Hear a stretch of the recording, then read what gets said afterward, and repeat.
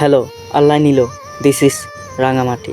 রাঙামাটির রাস্তা উঁচা নিচা এবং গাছপালা, পাহাড়, পুকুর এবং স্পিড বোর্ডে পানি দেখছে নিখুঁতভাবে এঁকেছি এবং স্পিড বোর্ডে বৈশা বৈশা সবকিছু আল্লাহ তাআলার সুন্দর দৃশ্য দেখলাম, যে আল্লাহ তাআলার কত সুন্দর দৃশ্য।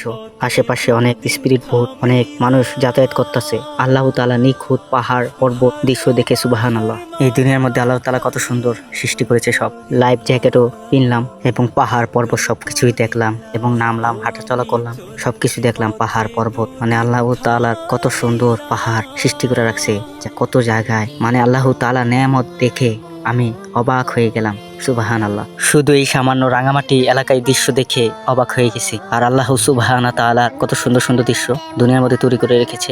এরপরে আওয়ার সময় আলহামদুলিল্লাহ এসি বাসে উঠলাম। আপনাদের দোয়ায় ভালোবাসে অনেক ভালোভাবে সুন্দরভাবে ঘুমায়া আসলাম। অনেকক্ষণ ঘুমাইছি এসি বাসের মধ্যে, ঠান্ডায় শীতে বরফে আমি কম্বল গাও দিয়েছি। আর মনে করেন এইসব বাসের মধ্যে 1600-1700 টাকা ভাড়াই, এই 1600-1700 ভাড়া মানে আপনারা গাড়ি বেশিরভাগ থামায় না, শুধু যাদের সমস্যা হয় এবং খানার এবং বাথরুম করার এই জন্য একটু থামায়, নাইলে তাদের সার্ভিসিং খুব ভালো।